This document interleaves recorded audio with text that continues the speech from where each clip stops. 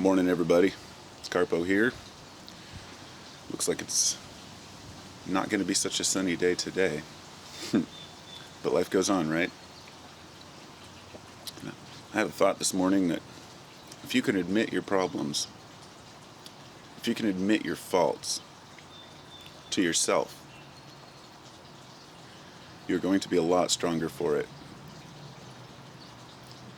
It's not only going to help you to realize that you have faults, but it helps you to work on faults. So, admitting when you're wrong is a very complicated thing for some people. Like, I've had friends who will argue to the teeth about anything they can, even if it's something they know that they very well don't know, or if it's something that they know they're wrong about. And we've all seen this before. But admitting that you're wrong is just like admitting your own faults. And admitting to yourself is one thing. If you can admit your faults to everyone, then you're on the path. You're on a path to understanding, because you take away the ammunition.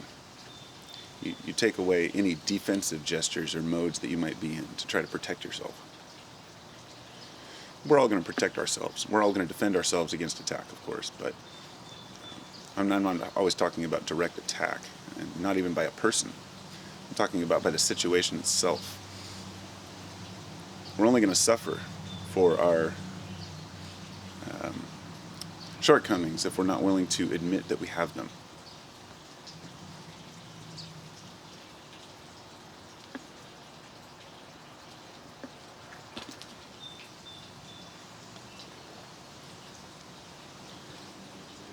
Yep.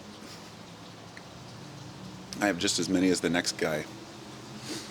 I've messed up a lot of stuff in my life that I probably could have done better. But as soon as I started admitting that to myself, everything just fell into place. Life became a lot easier to live.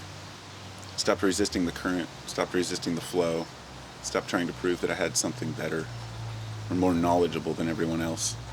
Stopped pretending that I'm something that I'm not. Of course, when I was younger, I went through a period of my life where I had a really good friend of mine who was like that. He thought he knew just everything, and everyone else was shit. And it was a really interesting time in my life because I kind of had to separate from him for a while. And he traveled the world. He eventually came back, got married, and I saw him after I hadn't seen him for years. And oh boy, the humility that comes across a person when he doesn't just sit and dwell in his own righteousness.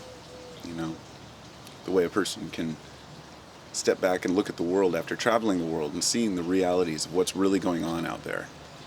That your pathetic little problems are really nothing.